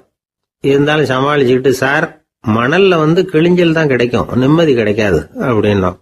சரி, இன்னைக்கு வசமா நம்ம கிட்ட ஒரு ஆள் மாட்டிக்கிட்டார் அப்படின்னு நினைச்சு அவர் பக்கமா போய் உட்காந்துக்கிட்டு கதை சொல்ல ஆரம்பிச்சிட்டோம். ஒரு பெரிய மன்னர் இருந்தார். அவருக்கு எல்லா வசதியும் இருந்தது. இருந்தாலும் ஒரே ஒரு குறை. அது என்னன்னா, நிம்மதி இல்லைங்கிற குறை. அரண்மனையில தினமும் கலை நிகழ்ச்சி, நாட்டியம் எல்லாம் நடந்துகிட்டு தான் இருந்தது. இருந்தாலும் நிம்மதி இல்லை. சரி, நிம்மதி எங்க கிடைக்கும் அப்படின்னு தேட ஆரம்பிச்சார். உடனே அதுக்கான முயற்சிகள்ல தீவிரமா இறங்கினார். நாட்டில் உள்ள தத்துவ மேதைகளை எல்லாம் கூப்பிட்டுட்டு வர சொன்னார். எல்லாரும் சேர்ந்தாங்க. அவங்கள பார்த்து, நிம்மதி எங்க இருக்குது அப்படின்னு விசாரிச்சார். அவங்களுக்கு அது தெரிஞ்சா ஏன் இப்படி ராஜா முன்னாடி நின்றுட்டு இருக்க போறாங்க? ராஜாவோட கேள்விக்கு ஒவ்வொருத்தரும் ஒவ்வொரு மாதிரி விளக்கம் கொடுக்க ஆரம்பிச்சிட்டாங்க. எந்த பதிலும் ராஜாவுக்கு திருப்தி அளிக்கக்கூடிய அளவுக்கு இல்லை. சரி, போயிட்டு வாங்கன்னு சொல்லி அவங்கள எல்லாம் அனுப்பி வச்சுட்டார். ஒரு நாள் அவர் மாளிகையில உப்பருகையில நின்றுட்டு இருக்கிறார். அந்த சமயத்துல தெருவுல ஒரு பிச்சைக்காரன் ரொம்ப உல்லாசமா பாட்டு பாடிக்கிட்டே போயிட்டு இருக்கிறான். குரல்ல ஒரு சந்தோஷம், நடையில ஒரு மிடுக்கு. அவங்கிட்ட கொஞ்சம் கூட கவலை இருக்கிறதா தெரியல. உடனே ராஜா அதை பார்த்தார். ஏவலாளிகளை கைதட்டி கூப்பிட்டார். உடனே ஓடி போய் அந்த பிச்சைக்காரனை இங்க அழைச்சிட்டு வாங்கன்னு உத்தரவு போட்டார். இவங்க உடனே ஓடி போய் அவனை கூப்பிட்டாங்க. அரண்மனைக்கு வாழ்ந்தாங்க. அவன் வரல. அரண்மனைக்குள்ள அடி எடுத்து வைக்க மாட்டேன்னு சொல்லிவிட்டான். ராஜா கிட்ட விஷயத்தை சொன்னாங்க. அவருக்கு ரொம்ப ஆச்சரியம், இப்படி ஒரு ஆள் இருக்கிறானா அப்படின்னு. சரி, அவன் என்னதான் சொல்றான் அப்படின்னு விசாரிச்சார். இவங்க மறுபடியும் தெருவுக்கு போய் கேட்டாங்க. என்ன பார்க்கணும்னா, ராஜா விருப்பப்பட்டாருன்னா அவரை வேணும்னா இங்க வர சொல்லுங்க அப்படின்னு சொல்லிவிட்டான். அதை ராஜா கிட்ட சொன்னாங்க. அவருக்கு கோபம் வரல. இவ்வளவு சுதந்திர உணர்வோடு இருக்கிறவன் சாதாரண ஆளா இருக்க முடியாது அப்படின்னு நினைச்சார். உடனே கிடுகிடுன்னு இறங்கி தெருவுக்கு வந்தார். பிச்சைக்காரங்கிட்ட போனார். நீ கவலைப்படாம சந்தோஷமா பாடிட்டு போறியே, அது எப்படி முடியுது உன்னால அப்படின்னு கேட்டார். ஏன் அப்படி கேக்குறீங்கன்னு அவன், அதுக்கு இல்ல, எனக்கு அரண்மனையில எவ்வளவோ சுகபோகங்கள்லாம் இருக்கு, இருந்தாலும் நிம்மதி இல்ல. இது ஏன்னு எனக்கு தெரியல. இந்த தேசத்துல உள்ள அறிஞர்களை எல்லாம் கூப்பிட்டு கேட்டு பார்த்துட்டேன், அவங்களுக்கும் தெரியல. உன்னை கேட்டா தெரியும்னு நினைச்சேன், அதனாலதான் சந்திக்கிறதுக்கு ஆசைப்பட்டேன். ஆனா நீ வரமாட்டேன்னுட்டியே அப்படின்னார். பிச்சைக்காரன் கடகடன்னு சிரிக்க ஆரம்பிச்சுட்டான். மகிழ்ச்சிக்கும் உங்களுக்கும் தடையா இருக்கிறது இந்த மாளிகை தான். இதை விட்டுட்டு வெளியில வந்துட்டா நிம்மதி தேடிட்டு வந்துரும்னா. நான் அரசன், எனக்குன்னு கடமைகள் இருக்கு, அதையெல்லாம் விட்டுட்டு எப்படி வர முடியும்னார் ராஜா. ரெண்டும் ஒரே நேரத்துல கிடைக்கணுங்கிறது முடியாத காரியம். உங்க சுகபோகத்துக்கு விலையாதான் உங்க நிம்மதியை கொடுத்துக்கிட்டு இருக்கிறீங்க. என்ன பாருங்க, என்கிட்ட எதுவும் இல்லை, அதனால எதுவும் போயிடுமோங்கிற பயமும் இல்ல, நிம்மதியா இருக்கிறேன் அப்படின்னா அவன். ராஜா உடனே சந்தோஷப்பட்டு தன்னுடைய மேலங்கியை எடுத்து அவனுக்கு பரிசா கொடுத்தாராம். அவன் சிரிச்சுக்கிட்டே அதை வாங்க மாட்டேன்னு விட்டானான். இதை நீங்க எனக்கு கொடுக்கறதுனால எந்த பயனும் இல்லை, அதே நேரத்துல அதை வாங்கிட்டேன்னா அடுத்த வினாடியிலிருந்து அதை எப்படி காப்பாத்துறதுங்கிற கவலை எனக்கு வந்து சேர்ந்துரும், அப்புறம் தூக்கம் வராது, நிம்மதி போயிடும் அப்படின்னானா. சொல்லிவிட்டு அவன் பாட்டுக்கு சந்தோஷமா பாடிக்கிட்டே போயிட்டான். நிம்மதி எங்க இருக்குங்கிறதையும் ராஜா தெரிஞ்சுக்கிட்டார். அந்த இடத்துக்கு தன்னால போக முடியாதுங்கிறதையும் அவர் புரிஞ்சுக்கிட்டார். இப்படி இந்த கதைய அந்த கடற்கரையில மணலை கீறிக்கிட்டே உட்கார்ந்துருந்தார அந்த பெரியவர்கிட்ட சொல்லி முடிச்சோம். அவர் முகத்துல ஒரு தெளிவு தெரிஞ்சது. எங்களை நிமிர்ந்து பார்த்தார். ரொம்ப நன்றிங்க, இப்ப எனக்கு தெரிஞ்சு போச்சு, நிம்மதி வேணும்னா அதுக்கு என்ன பண்ணணும்னு இப்ப நல்லா புரிஞ்சுக்கிட்டேன் அப்படின்னார். என்ன புரிஞ்சுக்கிட்டீங்கன்னு கேட்டோம். இனிமே இந்த பக்கம் வந்தா உங்க கண்ணுல படாத இடமா பார்த்து உட்காரணும்னு புரிஞ்சுக்கிட்டேன் அப்படின்னார். ஒரு ஊர்ல ஒரு ஆள் இருந்தான், தையல் கடை வச்சிருந்தான். அவங்கிட்ட ஒருத்தன் ஒரு சட்டை துணி எடுத்து கொடுத்து தைக்க சொல்லியிருந்தான். வர்ற சனிக்கிழமை வா, வந்து வாங்கிட்டு போ அப்படின்னு அவன் சொல்லியிருந்தான். அதே மாதிரி இவன் வந்தான். அவன் தச்சு வச்சிருந்த சட்டையை கொடுத்தான். இவன் வாங்கி அங்கேயே போட்டு பார்த்தான். கை நீளம் ஒண்ணுக்கு ஒண்ணு வித்தியாசமா இருந்தது. வலது கை இடது பக்கத்தை விட நீளம் குறைச்சலா இருந்தது. அவன் முணுமுணுக்க ஆரம்பிச்சுட்டான், என்ன இது இப்படி தைச்சுட்டியேன்னு. இதுக்கு அவன் சொன்னான், ஐயையோ இதுக்காகவா சங்கடப்படுறீங்க, வலது கையை மட்டும் கொஞ்சம் உள்ள இழுத்தாப்புல வச்சுக்கிட்டீங்கன்னா சரியா போகுது, மற்றபடி அந்த சட்டையில உள்ள கலை அம்சத்தை கவனிங்க, எவ்வளவு அற்புதமா தச்சிருக்கேன் பாருங்க, ஒரு சின்ன குறைய இப்படி எல்லாம் பொருட்படுத்த வேண்டியதில்லை, நான் சொன்னது மாதிரி கையை கொஞ்சம் உள்ள இழுத்தது மாதிரி வச்சுக்கிட்டு நடந்து போங்க, ஜோரா இருக்கும் அப்படின்னா. அவனும் யோசிச்சு பார்த்தான். சரியான யோசனையா தான் தோணுச்சு. கொஞ்சம் முயற்சி பண்ணி வலது கையை கொஞ்சம் உள்ள இழுத்து சட்டை சரியா இருக்கிறது மாதிரி பண்ணிட்டான். இப்போ மறுபடியும் ஒரு பிரச்சனை. வலது கையை உள்ள இழுத்த மாதிரி அப்படியே வச்சுக்கிட்டதும் முதுகு பக்கம் கொஞ்சம் துணி தளர்த்தியா தொங்குறது மாதிரி தெரிஞ்சது. என்ன இது, முதுகு பக்கம் துணி குவிஞ்சுட்டுதே, தொங்குதே அப்படின்னா மறுபடியும், அடடா இதுக்காகவா கவலைப்படுறீங்க, உடம்ப அதுக்கு தகுந்த மாதிரி கொஞ்சம் வளைச்சிக்கிட்டா சரியா போடுது, இதுக்காக அந்த அழகான தையலை பிரிச்சு அதுல உள்ள கலை அம்சத்தை கெடுக்கிறதுக்கு என் மனசு இடம் தரல, எவ்வளவுக்கு தளர்த்தியா இருக்கோ அவ்வளவுக்கு கொஞ்சம் உடம்ப வளைச்சி அப்படி குனிஞ்சது மாதிரி போங்க போதும் அப்படின்னா. அதுவும் நல்ல யோசனையா தான் பட்டுது இவனுக்கு. சரின்னு சொல்லிவிட்டு புறப்பட்டான். தெருவில் இறங்கினான். கையை கொஞ்சம் உள்ள இழுத்தான், உடம்ப கொஞ்சம் முன்னால வளைச்சான், சட்டைக்கு தகுந்த மாதிரி உடம்ப பண்ணிக்கிட்டான், மெதுவா நடந்து போறான். இப்போ எதிரில் இன்னொருத்தன் வரான். இவனை பாக்குறான், இவன் போட்டிருக்கிற சட்டையை பாக்குறான், ஆஹா அற்புதம்ங்கிறான். சும்மா சொல்லக்கூடாது, ரொம்ப நல்லா இருக்கு, நிச்சயமா இது இந்த ஊர் மேல தெருவில் இருக்கிற ஒருத்தன் இருக்கானே அவன் தச்சதா தான் இருக்கணும் அப்படின்னா. இதை கேட்டதான் அவனுக்கு ஆச்சரியம். எப்படி அவ்வளவு கரெக்டா கண்டுபிடிச்சிங்க அப்படின்னு கேட்டிருக்கான். இதுக்கு அந்த வழிபோக்கன்னு சொன்னானா, அவன் ரொம்ப கெட்டிக்காரன், உங்களை மாதிரி உடம்பும் கையும் வளைஞ்சு போன ஒரு ஆசாமிக்கு அவனை தவிர வேற யாராலேயும் இவ்வளவு பொருத்தமான ஒரு சட்டையை தைக்க முடியாது அப்படின்னானா. பாருங்க, அவனுக்காக இவன் அனுசரிக்க போய் இவனோட நிலைமை எப்படி ஆயிடுது பாருங்க. இதே மாதிரிதான் சில சடங்குகளும் சம்பிரதாயங்களும் நம்மளை கோமாளி ஆக்கி விட்டுரும். எதுவா இருந்தாலும் அதுல அறிவுபூர்வமான அணுகுமுறை அவசியம். ஒரு நர்ஸ் அவசரமா ஓடி டாக்டர் கிட்ட சொல்லிச்சான், டாக்டர் ஒரு தப்பு நடந்து போச்சு, 10ஆம் நம்பர் பெட்ல இருக்கிற பேஷண்ட்டுக்கு காலில் ஆபரேஷன் பண்றதுக்கு பதிலாக கையில் ஆபரேஷன் பண்ணி விட்டீங்க, கை ஆபரேஷன் பண்ணிக்க வேண்டிய ஆள் 7ஆம் நம்பர் பெட்ல இருக்கார் அப்படின்னு தான். அதுக்கு இவர் பதட்டப்படாம சொன்னாராம், பரவாயில்ல, இவரை தூக்கி 7ஆம் நம்பர் பெட்ல போட்டுரு அப்படின்னாராம். தான் மட்டும் வாழ்ந்தா போதும் அப்படின்னு நினைக்கிறவங்க உண்டு. தானும் வாழணும், அடுத்தவங்களும் வாழணும் அப்படின்னு நினைக்கிறவங்களும் உண்டு. முதல்ல சொன்ன வகையை சேர்ந்த மனிதர்கள் எப்படி தெரியுமா? எப்படியாவது தான் மட்டும் வாழ்ந்தால் போதுங்கிற நினைப்பு தான் எப்பவும் அவங்களுக்கு இருக்கும். தங்களுடைய வளர்ச்சிக்கு எது தடையா இருந்தாலும் சரி, யார் தடையா இருந்தாலும் சரி, அதை அழிச்சுட்டு தான் மறுவேலை பார்ப்பாங்க. அவங்கெல்லாம் பாவ காரியங்களுக்கு தயங்குறதே இல்லை. அப்படிப்பட்ட வாழ்க்கை அவங்களுக்கே இடைஞ்சல அமைஞ்சு விடுறது உண்டு. அதை விளக்கறதுக்கு ஒரு கதையும் உண்டு. ஒரு ஊர்ல அப்படிப்பட்ட ஆள் ஒருத்தன் இருந்திருக்கான். நிறைய பாவங்களை செஞ்சவன். அதன் காரணமா நரகப்படுகொழியில விழுந்துட்டான். நரகப்படுகொழிங்கிறது ஒரு பெரிய கிணறு மாதிரி. ஏற்கனவே பாவம் செஞ்சவங்க நிறைய பேர் அதில் விழுந்து கிடக்குறாங்க. உள்ள ஏகப்பட்ட சத்தம், எல்லாம் அந்த பாவாத்மாக்கள் போடுற சத்தம். இப்போ விழுந்தானே, இவனும் சத்தம் போட்டான். இவன் போடுற சத்தம் கொஞ்சம் அதிகமாக கேட்டுது. இந்த கிணத்துக்கு பக்கத்தில் புத்தர் உட்கார்ந்துருக்கிறார். அவர் காதில் இவன் போடுற சத்தம் விழுந்தது. உடனே அந்த கிணத்தடிக்கு போனார். குனிஞ்சு பார்த்தார். சாமி, என்னை காப்பாத்துங்க அப்படின்னு கத்தனான் இவன். புத்தர் அவனை கொஞ்சம் கவனிச்சு பார்த்தார். மனித சமுதாயத்துக்கு அவன் என்னென்ன கெடுதல் பண்ணியிருக்கிறாங்கிற விவரம்லாம் அவர் மனக்கண்ணில் தெரிஞ்சது. அவருக்கு எல்லாம் புரிஞ்சு போச்சு. இருந்தாலும் அவனை காப்பாத்துறதுக்கு ஏதாவது வழி உண்டா அப்படின்னு யோசிச்சார். அவன் தன்னுடைய வாழ்நாளில் ஏதாவது நல்லது செஞ்சிருக்கானா அப்படின்னு பார்த்தார். ஒரே ஒரு சமயம் அவன் தன்னுடைய காலடியில மிதிபட இருந்த சிலந்தியை மிதிக்காமல் தாண்டி போயிருக்கிறான். இந்த ஒரு காரியத்துக்காக அவனை கரையேற்ற முடியுமா அப்படின்னு நினைச்சார். அவ்வளவுதான். உடனே அவர் கையில ஒரு சிலந்தி வந்து உட்காந்துதான். அதுகிட்ட இருந்து நூல் இழை வெளிவர ஆரம்பிச்சது. அந்த நூல் இழை கிணற்று ஆழம் வரைக்கும் அப்படியே நீண்டுகிட்டே போச்சான். புத்தர் பார்த்தார். இந்த நூலை பிடிச்சிக்கிட்டு மேலே ஏறி வா அப்படின்னார். என்னங்க சொல்றீங்க, இந்த சிலந்தி நூல் என்ன தாங்குமான்னு கத்தினான். எல்லாம் தாங்கும், அதை பிடிச்சிக்கிட்டு ஏறி வா அப்படின்னார். சந்தேகத்தோடவே அவன் அந்த நூல் இழைய பிடிச்சி இழுத்து பார்த்தா ரொம்ப வலுவா இருந்தது. அவனுக்கு ஆச்சரியம். அதை பிடிச்சிக்கிட்டே மெதுவாக மேலே ஏறி வர ஆரம்பிச்சிட்டான். பாதி தூரம் ஏறி வந்திருப்பான். அப்போ அவன் காலுக்கு கீழே ஏதோ சத்தம். என்னன்னு குனிஞ்சு பார்க்கறான். கீழே கிடந்தவங்க சில பேரும் அந்த நூலை பிடிச்சி மேலே வந்துக்கிட்டு இருக்கிறாங்க. இவனுக்கு கோபம் வந்துட்டுது. தன்னுடைய இடுப்புல வச்சிருந்த கத்தியை எடுத்து தன்னுடைய காலுக்கு கீழே நூல் இழையை அப்படியே வெட்டி விட்டுட்டான். இனிமே நாம மட்டும்தான் மேலே ஏறி வந்துடணும் அப்படின்னு நினைச்சுக்கிட்டான். ஆனா நடந்தது என்ன தெரியுமா? மொத்த நூல் இழையும் அப்படியே அருந்து கீழே விழுந்துட்டுது. அவனும் பொத்துன்னு கீழே விழுந்துட்டான். மறுபடியும் கத்த ஆரம்பிச்சிட்டான். ஏற்கனவே அவன் செஞ்சிருந்த ஒரு சிறு கருணை அந்த நூல் இழைக்கு உறுதியை கொடுத்தது. இப்போ அவன் செஞ்ச பாவம் அந்த நூல் இழைய வலுவிழக்க செஞ்சுட்டுது. அடுத்தவங்களும் வாழணுங்கிற எண்ணம் அவனுக்கு இருந்திருந்தா இப்போ அவனும் கரையேறி வந்திருப்பான், மற்றவங்களும் சௌக்கியமா வந்து சேர்ந்திருப்பாங்க.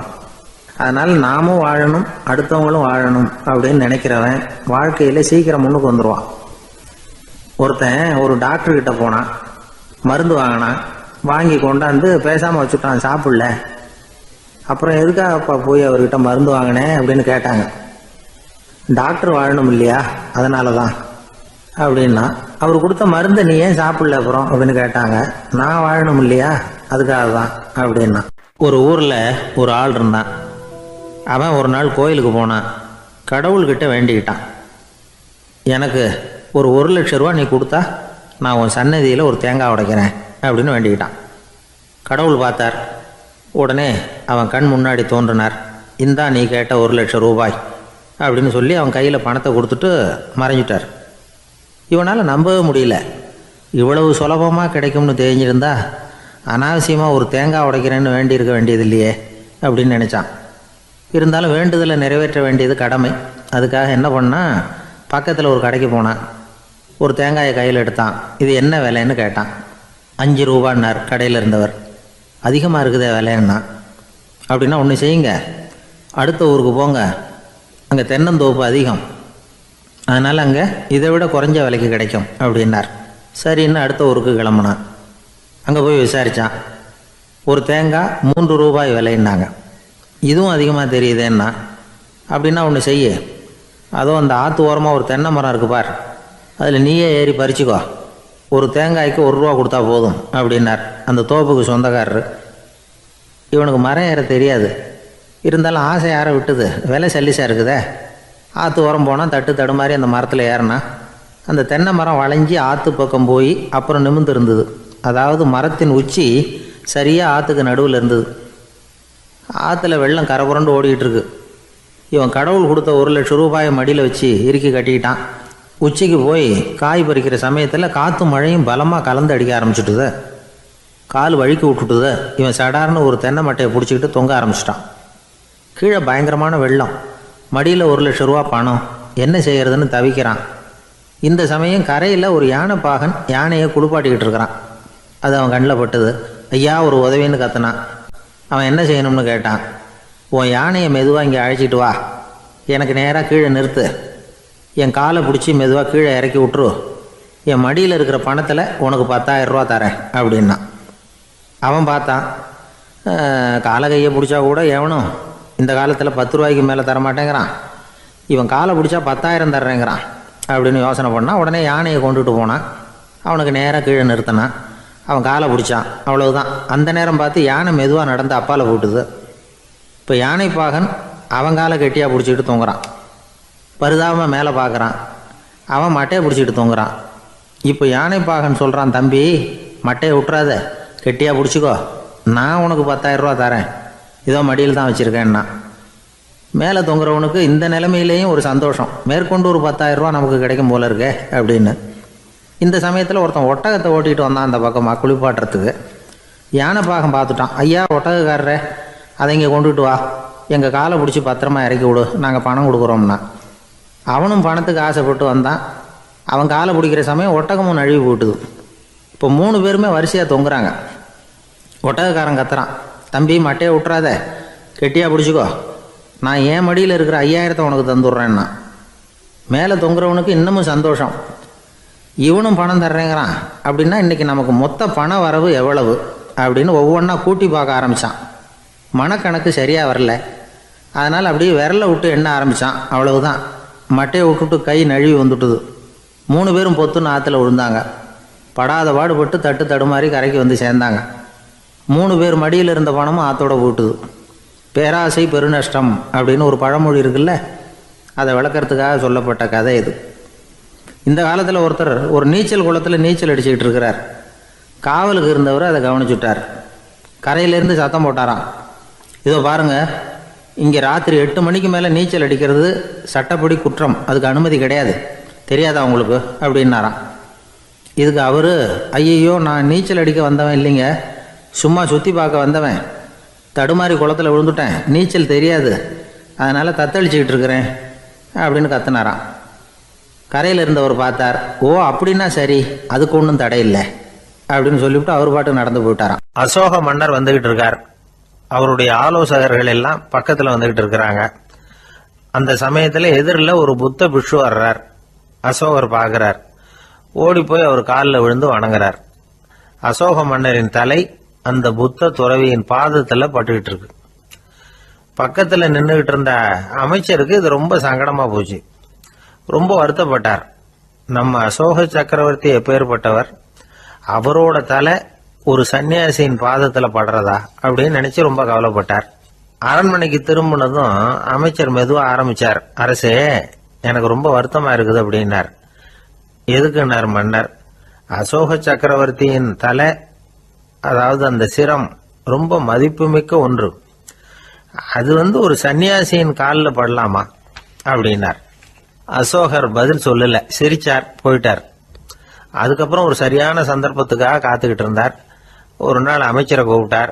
எனக்கு 3 தலைகள் வேணும் அப்படின்னார். சொல்லுங்க, கொண்டுகிட்டு வரேன் அப்படின்னார் அமைச்சர். அசோகர் சொன்னார், முதல்ல எனக்கு தேவையானது ஒரு ஆட்டின் தலை, 2வது ஒரு புலியின் தலை, 3வது ஒரு மனிதனின் தலை. இதுதான் அசோகர் கேட்டது. எங்க இருந்தாலும் கொண்டு வாங்கன்னார். அமைச்சர் புறப்பட்டார். ஆட்டுத்தலை புலித்தலை கிடைச்சிட்டுது. அப்புறமா ஒரு சுடுகாட்டுக்கு போய் ஒரு மனித தலையும் சேகரம் பண்ணிட்டு ராஜா கிட்ட வந்துட்டார்.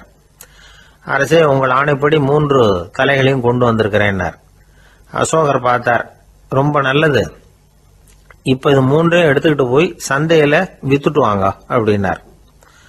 அமைச்சர் அதுகளை எடுத்துக்கிட்டு சந்தைக்கு போனார். முதல்ல ஆட்டுத்தலை நல்ல விலைக்கு வித்து போச்சு. நல்ல விலை கொடுத்து வாங்கிட்டு போட்டாங்க. அடுத்தபடியா புலி தலைய ஒருத்தர் வாங்கிட்டார். அதை பாடம் பண்ணி வீட்டில் மாட்டி வைக்கலாமே அப்படின்னு நினைச்சு அதையும் வாங்கிட்டு போட்டார். மனித தலையை மட்டும் வாங்குறதுக்கு யாரும் முன் வரல. எல்லாரும் அதை பார்த்துட்டு விலகி போக ஆரம்பிச்சாங்க. அமைச்சர் திரும்பி வந்தார். அரசே, இந்த தலையை மட்டும் யாரும் வாங்க மாட்டேங்கிறாங்க அப்படின்னார். சரி, பரவாயில்ல, இதை இலவசமாவே எனாமாவே யாருக்கிட்டையாவது கொடுத்துட்டு வந்துருங்க அப்படின்னார். அமைச்சர் மறுபடியும் சந்தைக்கு போனார். இதை இலவசமா தரேன், இதை வாங்கிக்கோங்க அப்படின்னார். அப்பவும் அதை யாரும் வாங்கிக்கிறதுக்கு தயாரா இல்லை. மறுபடியும் திரும்பி வந்து மன்னர்கிட்ட விவரத்தை சொன்னார். இப்போ மன்னர் சொல்றார், அமைச்சரே, உயிர் இருக்கிற வரைக்கும் தான் இந்த தலைக்கு மதிப்பு. ஜீவன் போனதுக்கு அப்புறம் அதோட மதிப்பும் போயிடுது. அதனால மதிப்பு இருக்கும் பொழுதே பெரியவர்கள் பாதம் பணிந்து அந்த புனிதத்தை பெற்றுக்கொள்ளணும் அப்படின்னார். பணிவுங்கிறது வேற, அடிமைத்தனம்ங்கிறது வேற. பெரியவர்களை பணிவது நமக்கு பெருமை தரக்கூடிய விஷயம். இதை மனசுல வச்சுக்கிட்டு எப்போ காலில் விழணும், எப்போ காலில் விழக்கூடாது அப்படிங்கிறத முடிவு பண்ணிக்கணும். ஒரு சாதாரண ஆள் நடந்து வந்துகிட்டு இருந்தார். எதிரில் வந்த ஒரு பெரிய மனுஷன் ஓடி போய் அவர் காலில் விழுந்து தன்னுடைய தலையை அவர் பாதத்தில் கொண்டு போய் வச்சார்.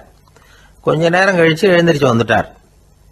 வந்த பிறகு இவரை கேட்டேன், ஏன் திடீர்னு ஓடி போய் அந்த ஆளு காலில் விழுந்தீங்க அப்படின்னு. அவர் போட்டிருக்கிறது என்னோட காணாம போன செருப்பான்னு கண்டுபிடிக்கிறதுக்காக அப்படி விழுந்தேன் அப்படின்னார். ஒரு ஊர்ல ஒரு பெரியவர் இருந்தார். அவர் ஒரு குரு. அவர் தொடர்ந்து தியான கூட்டங்கள் நடத்துவார். அந்த கூட்டத்தில் கலந்துக்கிறதுக்காக பல ஊர்கள்ல இருந்து சீடர்கள் நிறைய பேர் வருவாங்க போவாங்க. ஒரு நாள் அங்கே கூட்டம் நடந்துகிட்டு இருக்குது. அந்த சமயத்தில் சீடர்களில் ஒருத்தன் என்னத்தையே திருடி விட்டான். மற்ற சீடர்கள் அதை கவனிச்சுட்டாங்க. இவன் ஆப்பிட்டுக்கிட்டான். கூட்டம் முடிஞ்ச பிற்பாடு இவன் திருடின விஷயத்த அந்த பெரியவர்கிட்ட போய் சொன்னாங்களாம். அவர் கவனத்துக்கு கொண்டுகிட்டு போனாங்க. ஆனால் அவர் இதை காதிலே போட்டுக்கல, கண்டுக்கவே இல்லை. போய் சொன்ன சீடர்களுக்கெல்லாம் ஏமாத்தமாக போயிட்டுது. என்ன இது, இவ்வளவு தூரம் நாம் கண்டுபிடிச்சி போய் சொல்கிறோம், அவர் கண்டுக்கவே மாட்டேங்கிறாரே அப்படின்னு ஒரு மாதிரி ஆயிட்டாங்க. இருந்தாலும் அதை பற்றி ஒன்றுமே சொல்லிக்கல, பேசாமல் இருந்துட்டாங்க. கொஞ்ச நாள் ஆச்சு. அதே ஆள் மறுபடியும் ஒரு திருட்டில் மாட்டிக்கிட்டான். சீடர்கள் மறுபடியும் அந்த குரு கிட்ட விஷயத்த சொன்னாங்க. அவர் அப்பவும் வழக்கம் போல சும்மாவே இருந்துட்டார்.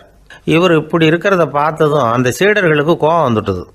உடனே அந்த சீடர்கள்லாம் ஒன்று கூடி பேசினாங்களாம். எல்லாருமா சேர்ந்து ஒரு விண்ணப்பம் தயார் பண்ணாங்க. அதை குருநாதர்கிட்ட கொண்டுட்டு போய் கொடுத்தாங்க. அந்த விண்ணப்பத்தில் இவங்க என்ன எழுதியிருக்கிறாங்க தெரியுமா? குருநாதர் அவர்களே, உடனே திருடனவன் மீது சட்ட நடவடிக்கை எடுக்கணும். நீங்கள் அப்படி அவனை இங்கே சேர்க்கக்கூடாது. நீங்கள் சேர்த்தீங்கன்னா நாங்கள் இங்கே இருக்கிறத பற்றி யோசிக்க ஆரம்பிச்சிருவோம். அவனை இந்த மடத்தை விட்டே துரத்தி பண்ணணும். நீங்கள் அவனை வெளியில் அனுப்புங்க, இல்லைன்னா நாங்கள் அத்தனை பேரும் வெளியில் போயிடுறோம். இப்படி தான் அந்த விண்ணப்பத்தில் எழுதியிருக்கிறாங்க. குரு அந்த விண்ணப்பத்தை வாங்கி படித்து பார்த்தார். அதுக்கப்புறம் அதை எழுதின அத்தனை பேரையும் கூப்பிட்டாரு. எல்லாரும் இப்படி வாங்கன்னாரு. வந்தாங்க. இப்படி என் எதிரில் உட்காருங்கன்னார். உட்காந்தாங்க. அப்புறம் சொன்னார், இதை பாருப்பா, நீங்கள் எல்லாரும் புத்திசாலிகள். உங்களுக்கு எது நல்லது எது கெட்டதுங்கிறது நல்லா தெரியும். நீங்கள் மேற்கொண்டு ஏதாவது படிக்கணும்னு நினச்சா வேறு எங்கே வேணும்னாலும் போகலாம். அதுக்கு நான் தடை சொல்ல மாட்டேன். ஆனால் உங்களால் குற்றம் சாட்டப்பட்ட அவன் இருக்கானே, அவன் எப்படின்னா அவனுக்கு எது நல்லது எது கெட்டதுங்கிறதெல்லாம் தெரியாது. அதனால தான் திருடுறான். நீங்கள் சொல்கிறது மாதிரி அவனை அடித்து துரத்தி விடுறோம்னு வச்சுக்கோங்க, அவனுக்கு எப்படி நல்லது கெட்டது தெரியும்? அவனுக்கு அதை யார் சொல்லி கொடுக்கறது? அதனால் இங்கேயே இருக்கட்டும், அதுதான் சரி. இதுக்காக நீங்கள் எல்லாரும் என்னை விட்டுட்டு போனாலும் சரி, அவனை நான் விரட்ட மாட்டேன் அப்படின்னு விட்டாரான். இவ்வளவையும் திருடனை அந்த சீடன் கேட்டுக்கிட்டே இருந்திருக்கான். அவன் கண்களில் கண்ணீர். அப்படியே எழுந்திரிச்சு வந்தான். குரு காலில் விழுந்தான். அவன் கண்ணீரில் அவனது தீமை கழுவப்பட்டது அப்படிம்பாங்க. அதாவது சீடர்களுக்கு அந்த குருவோட பெருமை அப்போ தான் புரிஞ்சுதான். ஒரு நல்ல ஆசிரியர் இருக்காருன்னு வச்சுக்கோங்க, நல்லா படிக்கிற பையனுக்கு தான் பாடம் சொல்லி கொடுப்பேன்னா அது என்ன பெரிய விஷயமா? மோசமாக படிக்கிறவனையும் மாற்றி காட்டுறேங்கிறது தான் பெருமை. இந்த காலத்து குரு ஒருத்தர் ஒரு ஆசிரமம் வச்சு நடத்திட்டு வந்தார். நிறைய பேர் தினம் வருவாங்க போவாங்க. ஒரு நாள் ஒருத்தன் வந்தான். அந்த குரு முன்னாடி போய் நின்னான். ஐயா, என்ன உங்கள் சீடனாக ஏற்றுக்கணும்னா. அந்த குரு நிமிர்ந்து பார்த்தார். உன்னுடைய நோக்கம் என்னன்னு கேட்டார்.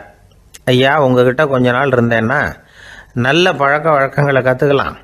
அதுக்கப்புறம் வெளியில் போய் ஒரு நல்ல தொழில் தொடங்கி வாழ்க்கையில் முன்னுக்கு வரணுங்கிறது தான் என்னோட நோக்கம் அப்படின்னா.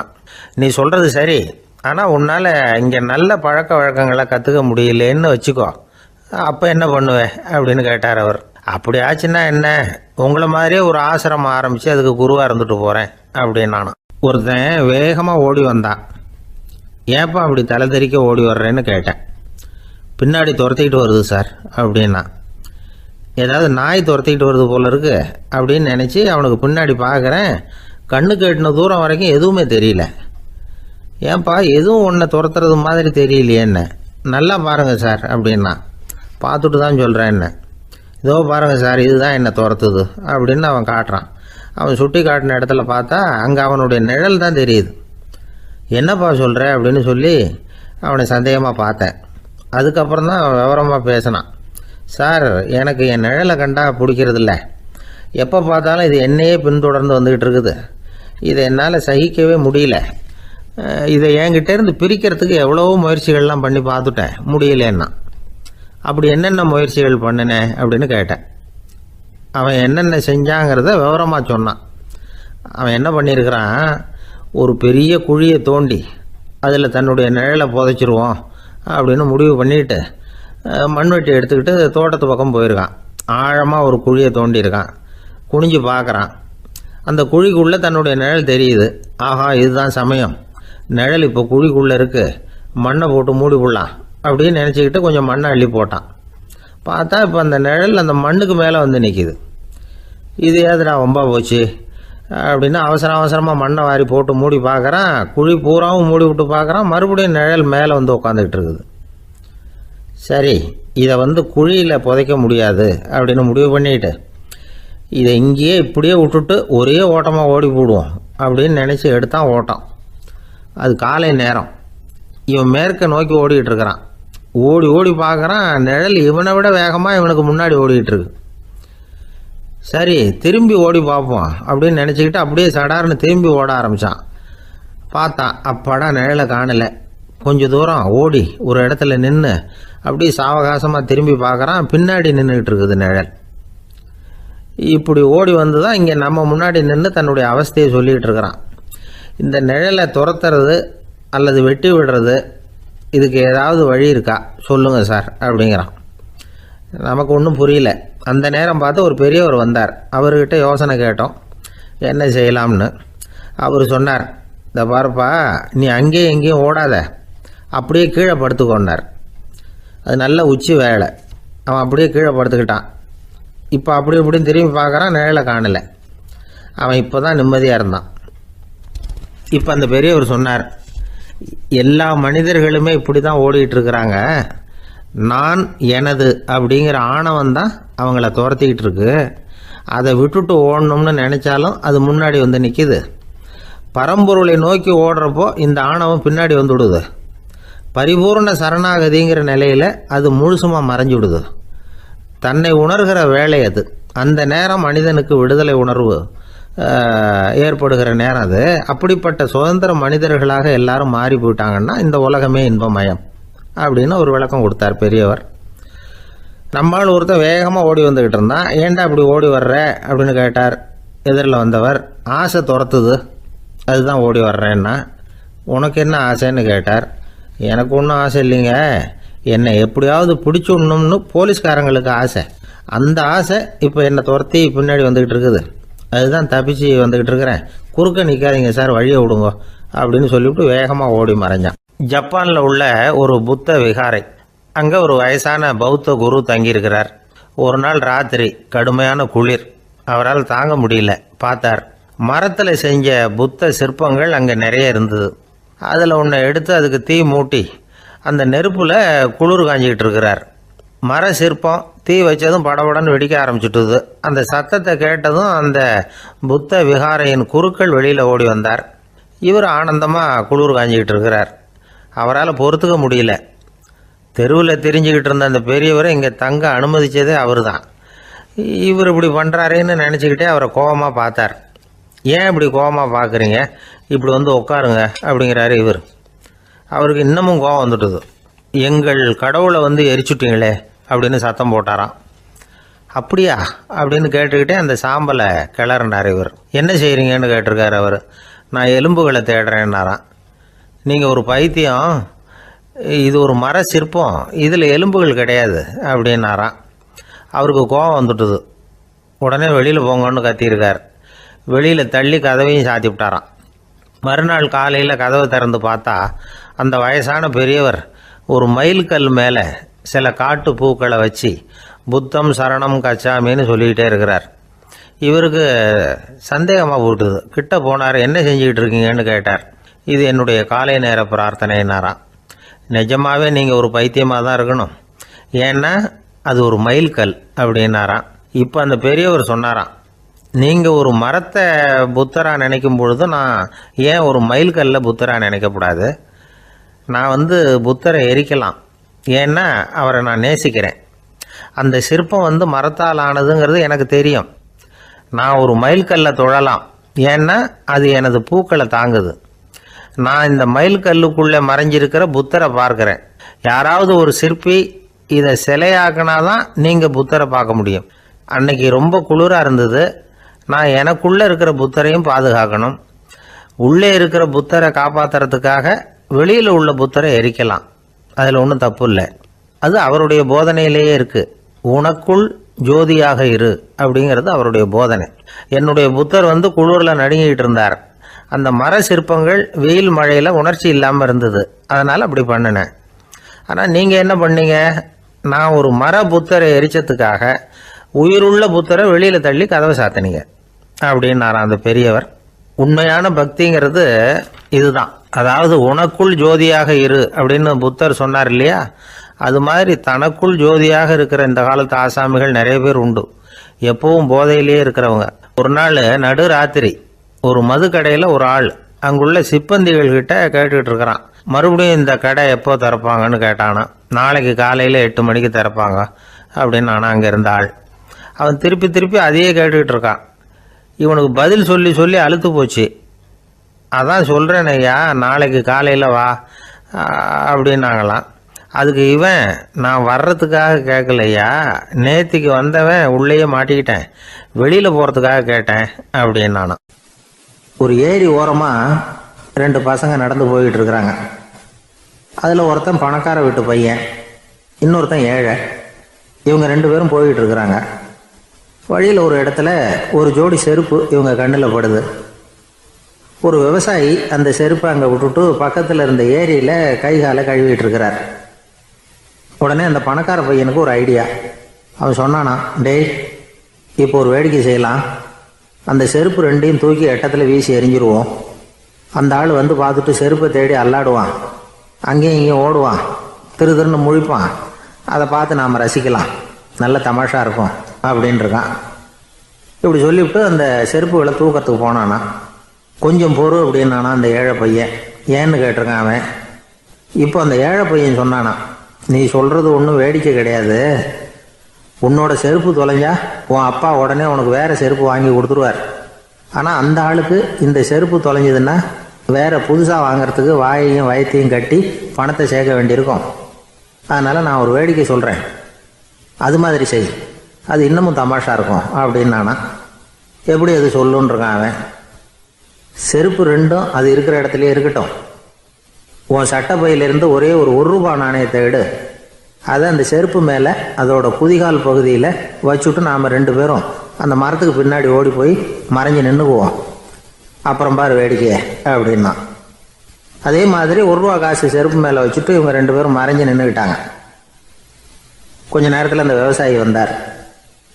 காலில் உள்ள மண்ணை தட்டிவிட்டு செருப்பை மாட்டுறதுக்காக போனார். அங்கேருந்த காசு கண்ணில் போட்டுவிட்டுது. அவருக்கு ஆச்சரியமாக போச்சு. அதை கையில் எடுத்து பார்க்குறார். 4 பக்கமும் திரும்பி திரும்பி பார்க்குறார், யார் இதை வச்சுருப்பான்னு. கடைசியில் ஆகாயத்தை பார்க்குறார். ஆண்டவா, இது உன்னோட கருணை தான். நீ தான் யாரோ புண்ணியவான் மனசில் தர்மம் பண்ணுற எண்ணத்தை உண்டாக்கி இருக்கிற. அந்த புண்ணியவான் நல்லா இருக்கணும் அப்படின்னு வாழ்த்தி அந்த காசை கண்ணில் ஊற்றிக்கிட்டாராம். மறைஞ்சிருந்து பார்த்துக்கிட்டு இருந்த ஏழை பையன் இப்படி சொன்னான், பாத்தியா, உன்னை புண்ணியவான்னு வாழ்த்தி விட்டு போகிறார் அந்த ஆள். அவருக்கும் சந்தோஷம், அதை பார்த்து நமக்கும் சந்தோஷம். உனக்கு ரூபாங்கிறது ஒரு பெரிய விஷயம் இல்லை, ஆனால் அதனால் நமக்கு கிடைச்சிருக்கிற மகிழ்ச்சி ரொம்ப உயர்வானது அப்படின்னு நானும். வேடிக்கையும் கிண்டலும் இது மாதிரி அடுத்தவங்களுக்கு இடைஞ்சலாக இல்லாமல் இருக்கணும் அப்படிங்கிறார் கலைவாணர். ஆனால் பாருங்கள், அவருக்கே இடைஞ்சலாக வர்ற விஷயங்களை கூட அவர் வேடிக்கையாக தான் எடுத்துக்கிட்டாராம். ஒரு தடவை ஒருத்தர் கலைவாணர்கிட்ட வந்து, ஐயா என் குழந்தை செத்து போச்சு அப்படின்னு சொல்லி அழுதாராம். உடனே இவர் அவருக்கு 100 ரூபா பணத்தை கொடுத்து, இந்தாங்க அடக்கம் செய்யுங்க அப்படின்னு சொல்லி அனுப்பி வச்சாராம். 1 வருஷம் கழிச்சு மறுபடியும் அதே ஆள் வந்திருக்கார். இவர் மறந்துருப்பாருங்கிற நினைப்புல, அண்ணே என் குழந்தை இறந்து போச்சுண்ணே அப்படின்னாராம். இவர் மறுபடியும் 100 ரூபா கொடுத்து ஆறுதல் சொல்லி அனுப்பி வச்சாராம். 7-8 மாசம் கழிச்சு மறுபடியும் அதே ஆள் வந்திருக்கார். அவர் வாயை திறக்கிறதுக்கு முன்னாடியே இவர் 100 ரூபாய் அவர் கையில வச்சு, போன 2 தடவை தான் குழந்தை செத்து போச்சு, இந்த தடவையாவது அதை சாகாம காப்பாத்தி விடு அப்படின்னு சொல்லி அனுப்பி வச்சாராம். அதுக்கப்புறம் அந்த ஆள் வர்றதே இல்லையா. எனக்கு தெரிஞ்ச ஒருத்தர் இருக்கார். அவர் ஒரு பெரிய காவல்துறை அதிகாரி, ரொம்ப கண்டிப்பானவர். அவரை கண்டாவே எல்லாரும் பயப்படுவாங்க. அப்படிப்பட்டவர் வீட்டுக்கு போனால் அப்படியே அடியோட மாறிடுவார். அங்கே போய் பார்த்தீங்கன்னா குழந்தைகளோட குழந்தையா அவர் விளையாடிக்கிட்டு இருப்பார். அலுவலக சமயத்தில் பார்த்தீங்கன்னா குதிரை முதுகில் அவர் உட்காந்துருப்பார். வீட்டில் பார்த்தீங்கன்னா அவர் முதுகில் குழந்தை உட்காந்துருக்கும். அவர் குதிரை மாதிரி போயிட்டு இருப்பார். இது எப்படிங்க முடியுது உங்களால் அப்படின்னு கேட்டாங்க. அது ஒன்றும் இல்லை, இங்கே வீட்டுக்கு வந்த உடனே என்னோட மனசை தனியாக எடுத்து வச்சிருவேன் அப்படின்னார். அது என்னங்க உங்கள் சட்டப்பயிலியாக இருக்குது மனசு, அது தனியாக எடுத்து வைக்கிறதுக்கு அப்படின்னு கேட்டாங்க. அப்படி இல்லைங்க, இது ஒரு பயிற்சி, மனப்பயிற்சி, அவ்வளவுதான் அப்படின்னார். இப்படி சமயம் பார்த்து மனசை தனியாக வச்சுவிட தெரிஞ்சவங்க வாழ்க்கையில் எப்பவும் உற்சாகமாக இருப்பாங்க அப்படிங்கிறது பெரியவங்க கருத்து. ஒரு டாக்டர் ஆஸ்பத்திரியில் இருக்கிற வரைக்கும் டாக்டராக இருக்கலாம். அவர் மனைவிகிட்டையும் அவர் டாக்டராக இருக்க வேண்டிய அவசியம் இல்லை. ஒரு வக்கீல் வந்து கோர்ட்டில் இருக்கிற வரைக்கும் வக்கீலாக இருக்கலாம். வீட்டுக்கு வந்ததுக்கு அப்புறமும் வக்கீலாக இருக்க வேண்டிய அவசியம் கிடையாது. வீட்டில் வந்து குழந்தைகள்கிட்ட விளையாடும் பொழுதும் அதுகள்கிட்ட ஃபீஸு கேட்டுக்கிட்டு இருக்கக்கூடாது. நாம் எப்படி இருக்கணும்னு பெரியவங்க சொல்கிறாங்கன்னா, மனசோட சேரக்கூடாதான். அப்படி சேராமல் வாழ்க்கையை கவனிக்கணுமா. மனசை அப்படியே தனியாக எடுத்து பக்கத்தில் வச்சுடணும். அப்படின்னா அதை அப்படியே தூக்கி எறிஞ்சுடு அப்படின்னு அர்த்தம் இல்லை. ஏன்னா மனசுங்கிறது நமக்கு உபயோகப்படக்கூடிய ஒன்று தான். எப்போ எப்போ அது தேவையோ அப்பப்போ எடுத்து உபயோகப்படுத்திக்கணும். தேவைப்படுறப்போ எடுத்து கண்ணாடியை மாட்டிக்கிறோம்ல, படிக்கும் பொழுது கண்ணாடி தேவைப்படுது, எடுத்து மாட்டிக்கிறோம் இல்லையா. அது மாதிரி கணக்கு போடுறதுக்கு மனசு தேவை. கடைக்கு போய் ஒரு பொருள் வாங்குகிறோம், காசு கொடுக்குறோம், மீதி சில்லறை சரியாக இருக்கா அப்படின்னு எண்ணி பார்த்து வாங்க வேண்டியிருக்கு. அந்த சமயத்தில் மனசை எடுத்து தனியாக வச்சுட்டேன் அப்படின்னு சொல்லிட்டு இருக்கக்கூடாது.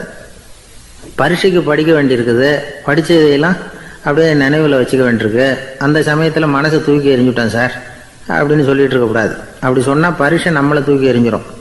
அதனால் தேவைப்படுறப்போ மனசை உபயோகப்படுத்தணும், தேவையில்லாதப்போ அதை தனியாக ஓய்வு எடுத்துக்க விட்டுடணும். இப்படி நாம் பழக்கப்படுத்திக்கிட்டா வாழ்க்கைங்கிறது நமக்கு புதுசாக தெரியுமா. மனசுக்கும் ஒரு சக்தி கிடைக்கும். எந்திரங்களுக்கு ஓய்வு கொடுக்குற மாதிரி மனசுக்கும் ஓய்வு கொடுக்கணும், இல்லைன்னா அது களைச்சி போயிடும்.